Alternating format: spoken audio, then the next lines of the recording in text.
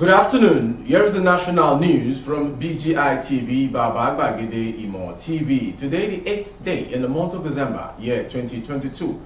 As the year is running on to the next year, may this year never be our last on earth. My name is Morire Rabila Lawal. First are the major headlines for the national news. Governors should account for ecological funds, Environment Minister. NNPC probe reps to issue warrant of arrest on FIRS chairman. Nigerian Student Associations, NANS, threatens nationwide protest over fuel scarcity, knocks Buhari's minister.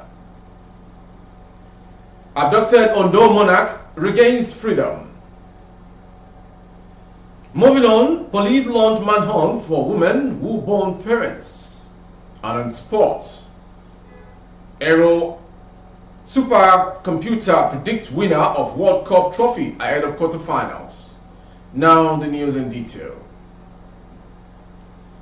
Reversing the flooding that devastated some states recently, Minister of Environment Dr. Mohammed Abdullah has asked Nigerians to seek answers from their respective governors of what they did with the huge sum of money they received routinely from the Federation account for ecological challenges. Recall that the federal government recently accused the state governors of stealing local government funds, which was why poverty was prevalent in the country as well as inhibiting development at the grassroots.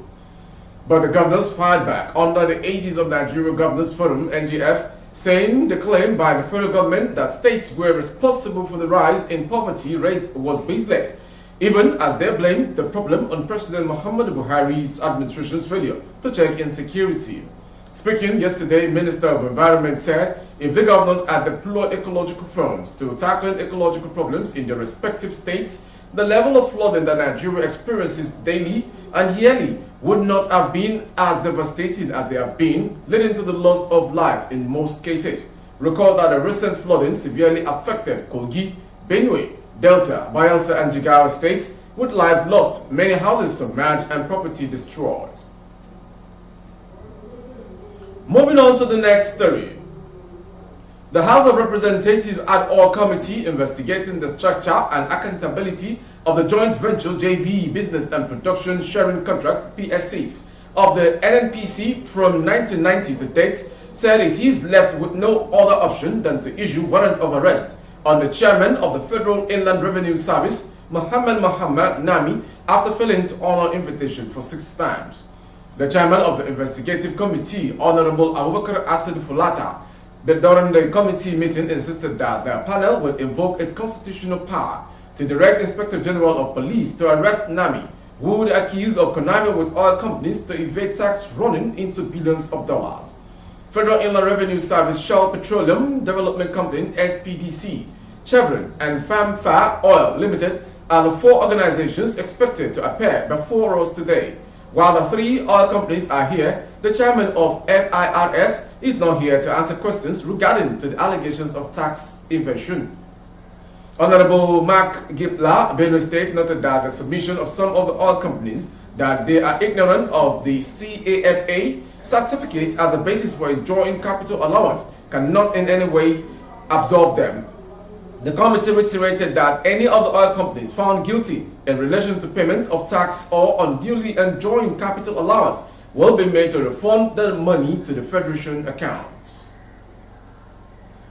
Moving on to the next story as regards the NANS.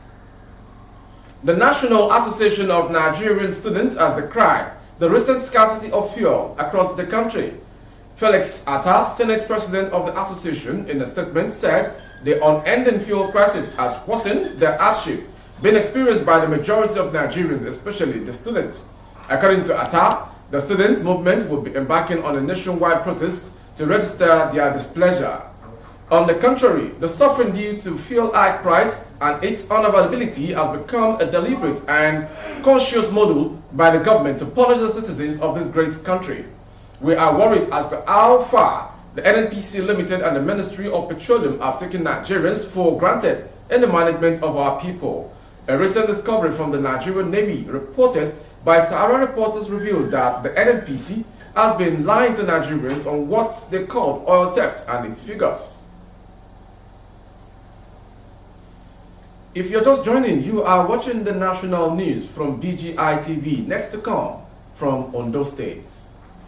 The monarch of Oshoajowa, Akoko, in the Akoko Northwest local government area of Ondo State, Oba Clement Jimo, who was kidnapped, has regained freedom. The traditional ruler who was abducted in his palace was set free by bandits after he spent 7 days in their den. According to a family source, the monarch was freed on Wednesday evening and he had been taken to the hospital where he was receiving treatment. Kabiyesi regained freedom yesterday, Wednesday evening, but he has been taken to the hospital for treatment, the source concluded. Moving on to the next story. A woman identified as Izokwu has fled after setting her 8 parents, Michael and Priscilla, ablaze at their residence in Okukumaiko area of Lagos State. Punch Metro from information gathered that the woman was at home with her 85-year-old father and 80-year-old mother when she perpetrated the crime. The 52-year-old was alleged to have drugged her parent with sickle pills before setting the house on fire. The suspect, after perpetrating the crime, fled the scene as residents who observed the house burning stormed the building, rescued the victims, and rushed them to a hospital for treatment. A source said Michael and Priscilla sustained burn injury, adding that Michael was later confirmed dead due to burn.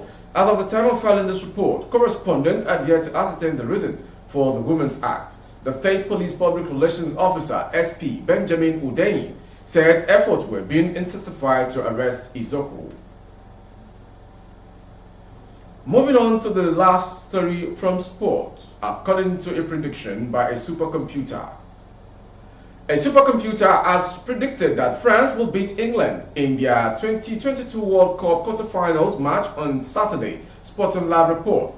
That will see the defending champions set up a semi-final clash against Portugal, who are back to beat Morocco. On the other side of the draw, Argentina are predicted to see off Poland, with Brazil edging out Croatia. That will result in the mouth-watering Super Classico semi-final. And it's 5-time World Cup champions that will apparently do the job against Lionel Messi and co to reach the final. On the other side of the draw, Cristiano Ronaldo is expected to crash out with Portugal in the semi-final match against France. The supercomputer reckons that Kylian Mbappe will face off against Paris Saint-Germain teammate Neymar for the top prize.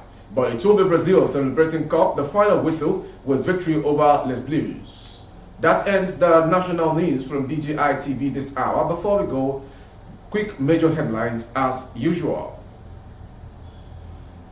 Governors should account for ecological funds, environmental minister claims. NNPC probe reps to issue warrant of arrest on FIRS chairman. We're also brought to you, Nigerian Student Association, NANS, threatens nationwide protest over fuel scarcity, threatens the FG. Finally, on sports, supercomputer predicts winner of World Cup trophy ahead of quarterfinal schedule.